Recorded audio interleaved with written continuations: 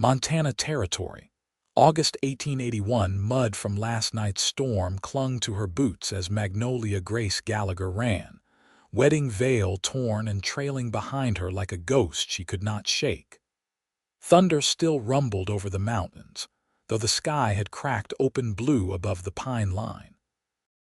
Her lungs burned, her cheeks were wet not from rain. She did not stop until the church bell faded behind her and the sound of hooves overtook the pounding of her heart.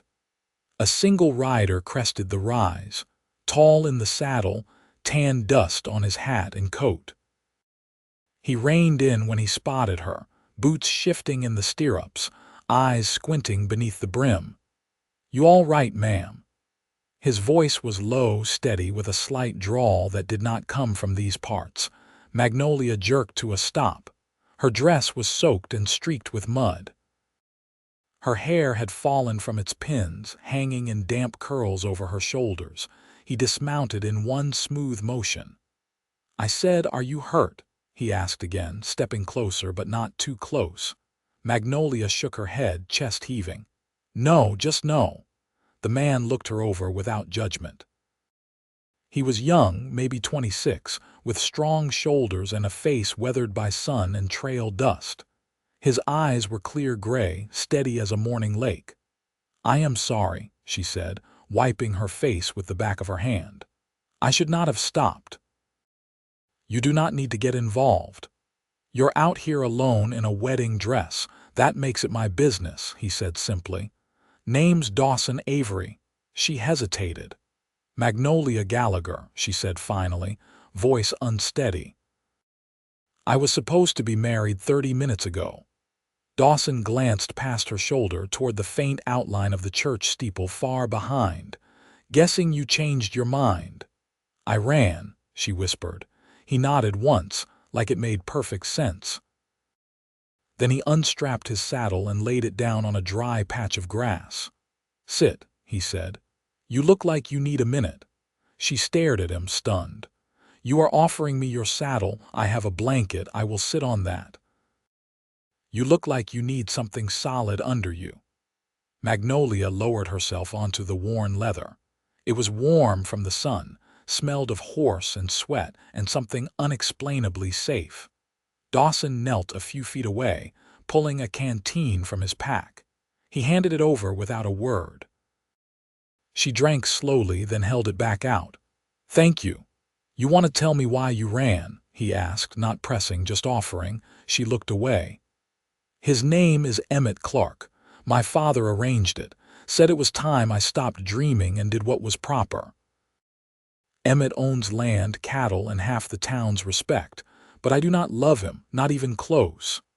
Dawson's jaw shifted, not with anger, just understanding. "Love matters," he said. Magnolia nodded. "And he is not kind." That changed Dawson's eyes. They darkened just a little. "I could not do it," she went on. "I got as far as the altar, saw his hand reaching for mine, and I just ran." "You did the right thing," Dawson said softly. They sat in silence, wind combing through the trees. He stood and held out a hand. "Come on. Let's get you further from town." "Where?" "I am heading toward Helena. You can ride with me until you figure out what comes next." She hesitated. "You do not even know me." "I know you are brave," Dawson said.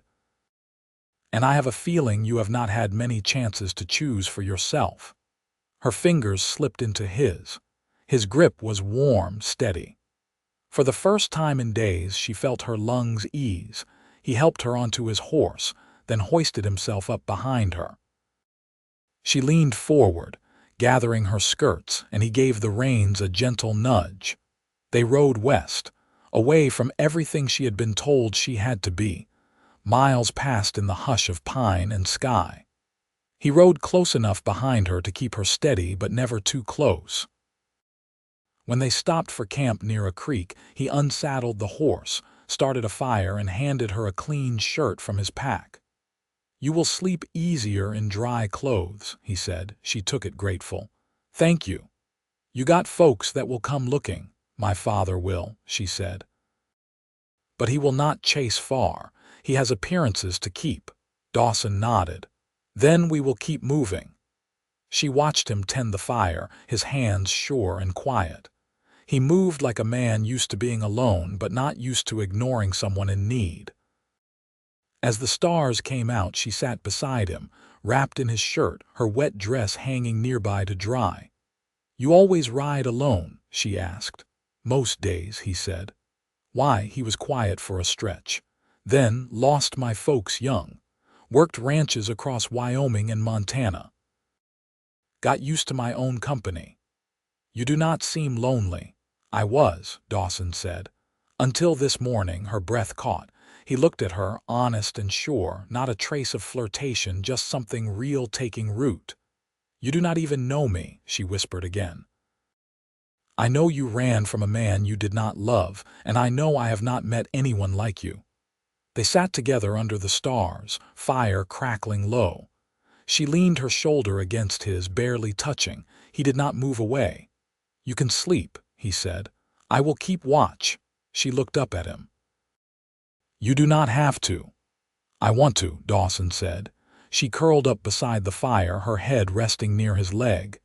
As her eyes drifted shut, she felt the safety of his presence, the steady rhythm of his breath.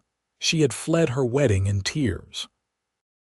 But she had found a saddle, a fire, a man with kind eyes, and maybe, just maybe, the start of something she had never dared dream. The next morning broke pale and quiet, mist curling low over the creek like breath held too long. Dawson was already up, crouched near the embers, coaxing them back to life with slow, practiced care. Magnolia stirred beneath the borrowed saddle blanket, her hair tangled and cheeks sleep-flushed, the stiffness of cold morning air brushing her bare arms. She sat up carefully, brushing pine needles from her skirt. "You didn't sleep." Dawson didn't look away from the fire. "Didn't need to," he said, then added, "You didn't cry in your sleep." She blinked at him, unsure how to answer that. "I've camped with folks who do," he said simply. Didn't mean nothing by it. Magnolia tucked her legs beneath her, smoothing the hem of her skirt. "I did all my crying before I ran." Dawson handed her a strip of dried meat and half a biscuit from his pack. She took it wordlessly, chewing slow. "Helena's a ways yet," he said between bites. "We can make it in 4 days if we ride steady." She looked up. "And what happens when we get there?" His gaze met hers. "That's yours to decide." Magnolia didn't answer. She wrapped the rest of the biscuit in a cloth and tucked it into her satchel. They broke camp just after sunrise, riding in silence through thick stands of fir where the trail narrowed to single file. Dawson led, guiding the horse with a quiet ease, his shoulders loose but alert. Magnolia held the saddle horn, watching the sway of pines and the occasional scatter of mule deer vanishing into underbrush. By midday, the sky had turned brass bright, the heat pressing down through the trees. They stopped at a shaded bend in the trail where a shallow stream trickled over smooth stones. Dawson dismounted first, tying the reins to a low branch. "You ought to soak your feet," he said. "Keep the blisters off." She hesitated, then stepped down, wincing as her sore ankles hit the packed earth. She unlaced her boots and slipped them off, dipping her feet into the cold stream. The shock of it made her gasp. Dawson crouched nearby, rubbing water over his neck and forearms. His shirt sleeves were rolled to the elbows, revealing a long scar that ran from his wrist halfway up his forearm. She watched the way he moved, efficient, careful, like he didn't waste energy on anything that didn't matter. "How'd you get that?" she asked, nodding toward his arm. "Fence wire," he said, not looking up. "Back in Wyoming. Colt spooked, ran straight through a stretch of barbed. I followed him in without thinking." She ran her fingers along the surface of the water. "You could have lost your hand, nearly did." Doc and Rollins stitched it up with a needle meant for horsehide. She smiled faintly at that. "You don't seem the type to do anything without thinking." Dawson looked over at her then, his eyes unreadable. I used to be. They rested there until the sun dipped lower through the trees. When they resumed riding, the trail curved gently uphill, opening into a clearing where wildflowers bloomed in scattered reds and golds. The horse slowed on its own, easing into the quiet. Magnolia spoke first. My mother died when I was 15. After that, my father stopped asking what I wanted. Dawson didn't respond, but he didn't have to. His silence was the kind that made room, not the kind that closed doors. He said Emmett was a good match. That I'd be taken care of. You believe that? I think Emmett would have kept a roof over my head. She paused. But kindness. I never expected that from him. Dawson's hand stayed steady on the reins. You should. They rode on, the light growing softer, the shadows longer. That night, they camped near a stand of birch trees, their pale trunks glowing under the moon. Dawson cleaned his rifle with slow, methodical care while Magnolia folded her damp dress, now finally dry, and packed it away. She glanced over at him. Why Helena? He didn't look up from the rifle. There's a smith there owes me a favor. Figured I'd trade it in for some work, maybe stay the winter. You don't seem like the settling kind. I ain't. But I'm tired of sleeping under trees come snow. Magnolia took a breath, then said, I was going to be a school teacher. Dawson set the rifle down. What stopped you? My father said it wasn't proper. That I wasn't meant for books and chalkboards.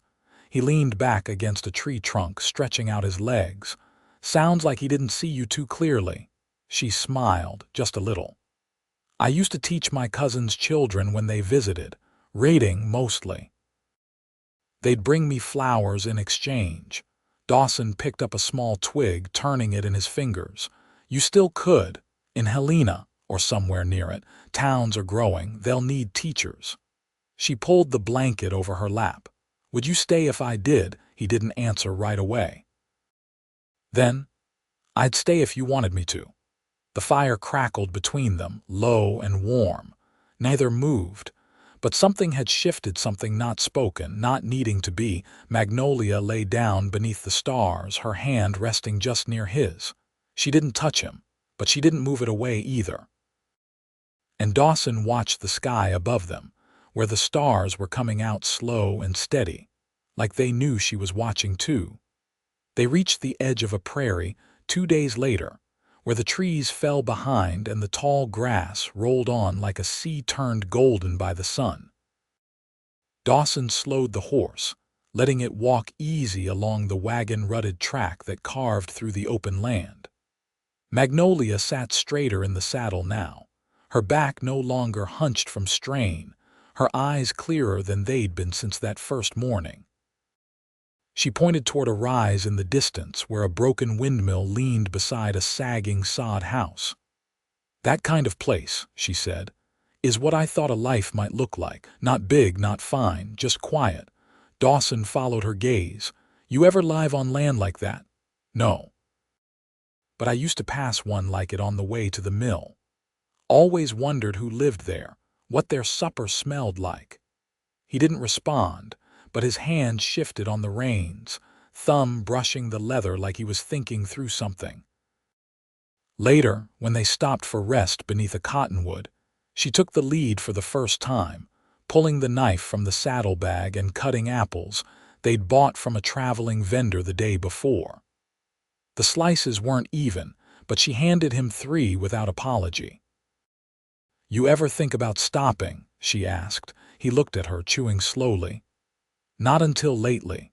She sat cross-legged on the grass, her skirt tucked under her knees. I don't know what I'm doing. I keep thinking I should feel guilty, but I don't. I only feel like I can breathe for the first time in years. You don't have to know yet, Dawson said. You just have to keep going. She nodded, then tilted her head slightly. You said once you worked ranches. Ever stay long enough to call one yours? No, he said. Closest I came was near the Tongue River. Fella there had a busted leg and needed help getting through calving season. I stayed 3 months. What made you leave? He brushed a blade of grass between his fingers. His wife didn't like me there. Said I was too quiet made her uneasy. Magnolia's brow furrowed. That's a foolish reason to send a man off.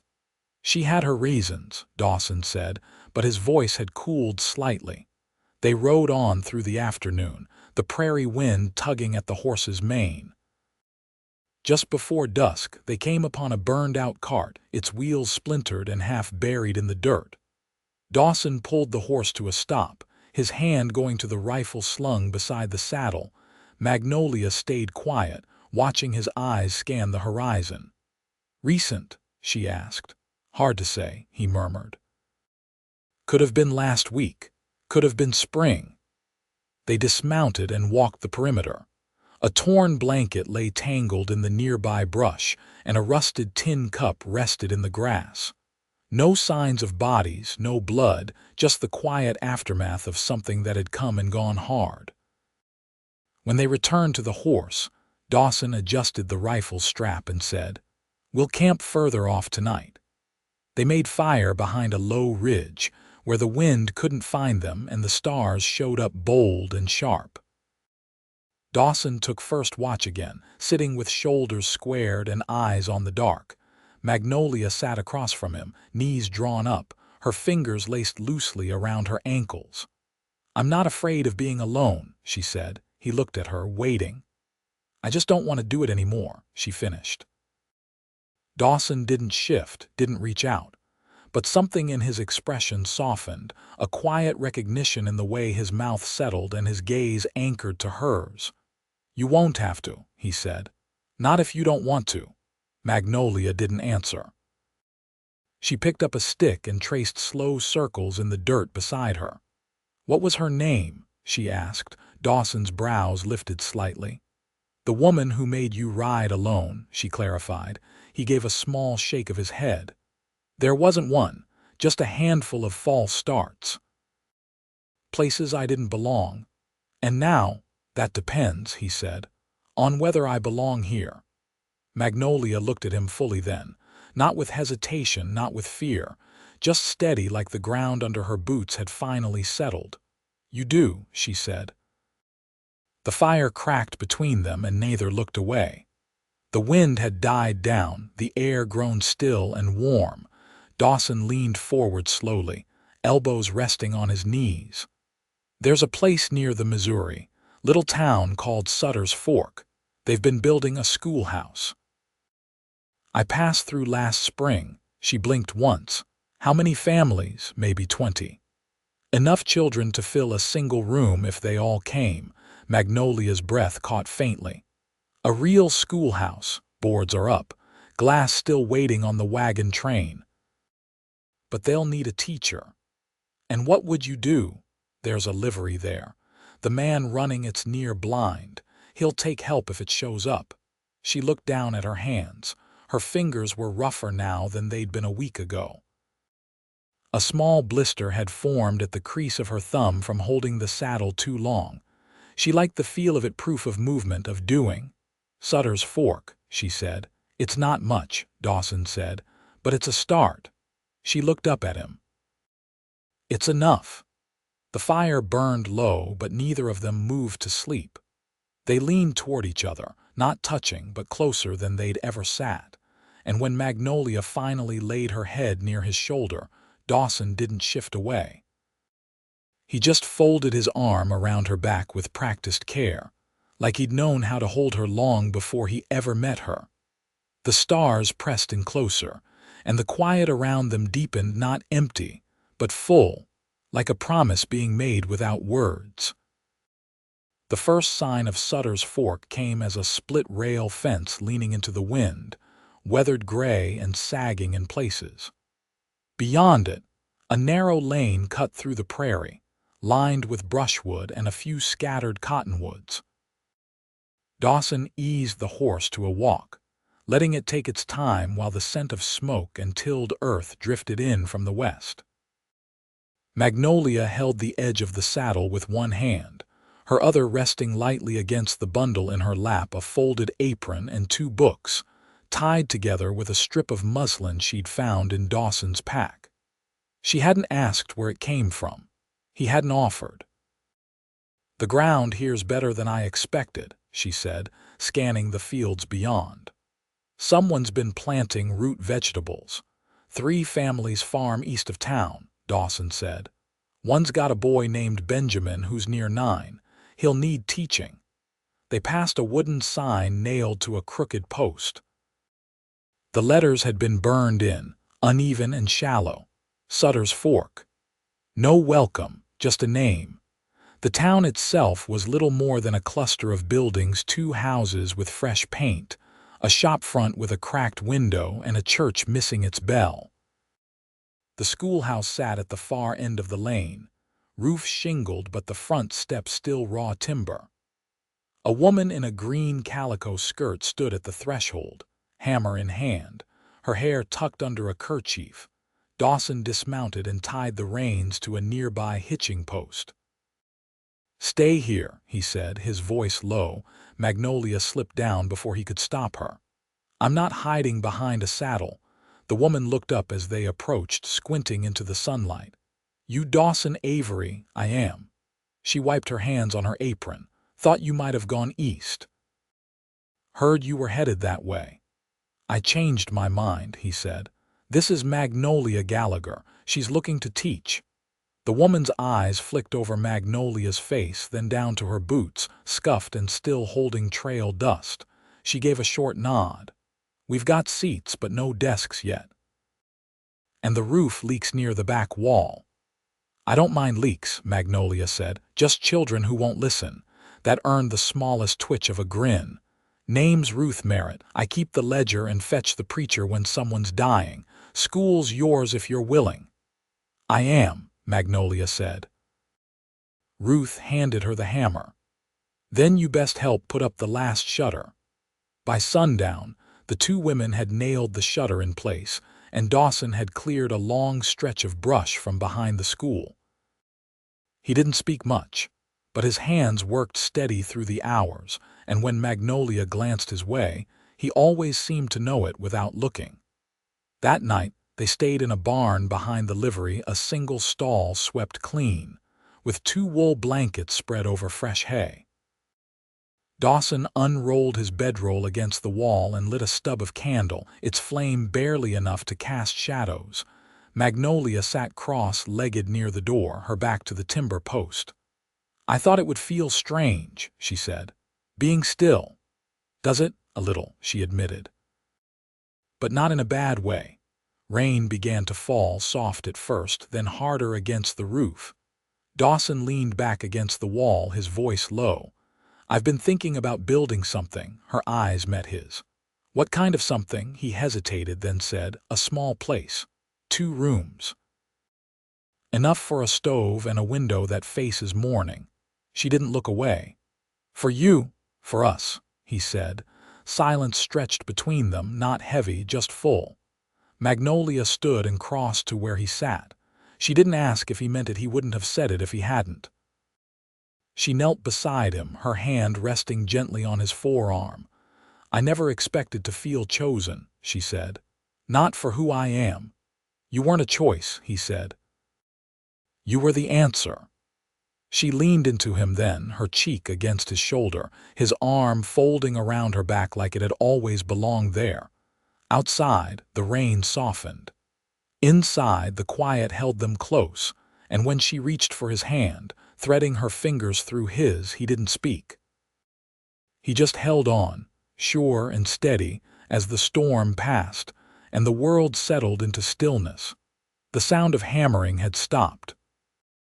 Over the next weeks, Dawson and Magnolia built a rhythm in Sutter's Fork that belonged only to them. Early mornings marked by the smell of bread rising, and the rustle of children's boots outside the unfinished schoolhouse. Evenings spent in the half-cleared pasture, where Dawson worked with a borrowed team to break the soil behind the livery. They never spoke of Helena or the church she'd fled. They didn't need to. That life had folded in on itself the moment she'd taken his hand in the woods. On a Tuesday afternoon, Ruth Merritt came to the schoolhouse carrying a wrapped parcel and a folded paper. Magnolia was teaching the older children to read from a borrowed almanac. She set it aside and stepped outside, wiping her hands on her apron. Ruth handed her the parcel. Census ledger came in from Fort Benton. I added your name to the teaching register. Magnolia opened the paper carefully, eyes scanning the neat ink strokes. This makes it official, Ruth nodded.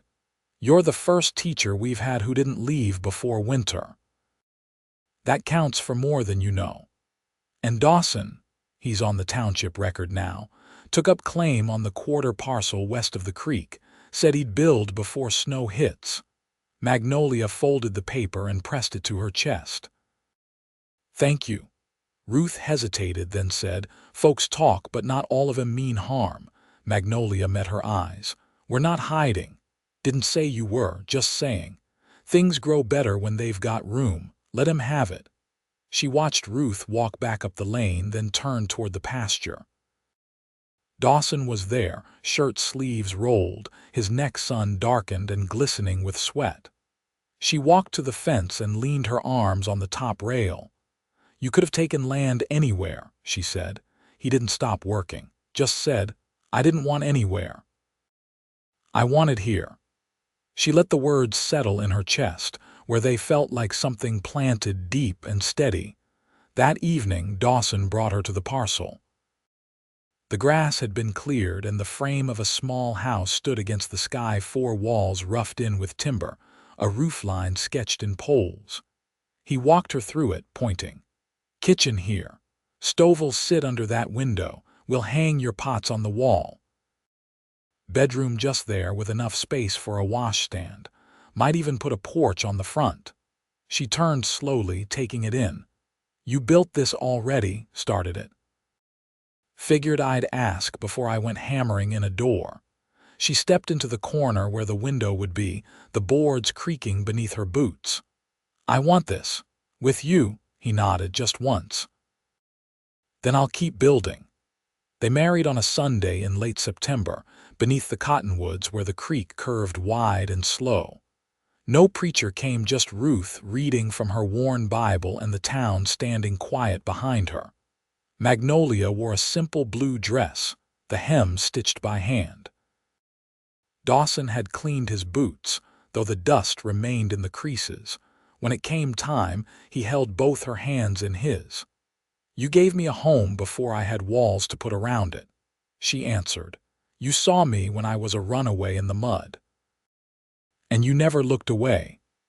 They kissed, and no one clapped, but the silence felt full, like the land itself had paused to bear witness. By winter, the house was finished. The schoolhouse had glass in its windows, and the children came wrapped in wool and laughter. Dawson repaired harnesses at the livery in the mornings, and spent his afternoons planting fence posts across the field behind their home. Magnolia taught by firelight when the days grew short, and fell asleep each night with her back warm against his chest. In late March, she woke him with a hand on his shoulder. There's going to be a child, she whispered. He turned to her, eyes wide with still sleep. Ours, she smiled, tears catching in her lashes. Yes. He sat up slowly, brushing his fingers over her cheek. You sure? I've been late before, but never like this. He pulled her into his arms, holding her for a long time. We'll make space. We'll give them everything we didn't have. When spring came, the town grew again. 2 new families arrived. Another teacher sent word from the north asking to apprentice under Magnolia. Dawson added a second stall behind the livery, and the pasture bloomed with shoots of green. Their child, a daughter born in early December, had her father's quiet eyes and her mother's strong grip. They named her Clara, after a word Magnolia had once read in a poem, something about light that never left. Years passed. The house gained a second room, then a third. The schoolhouse doubled in size. Dawson built benches for the church that finally got its bell. Magnolia stitched a quilt with squares from every family in town and hung it in the school's entryway. They never left Sutter's Fork. They never needed to. Dawson was known for his steady hand with a horse and a fence line.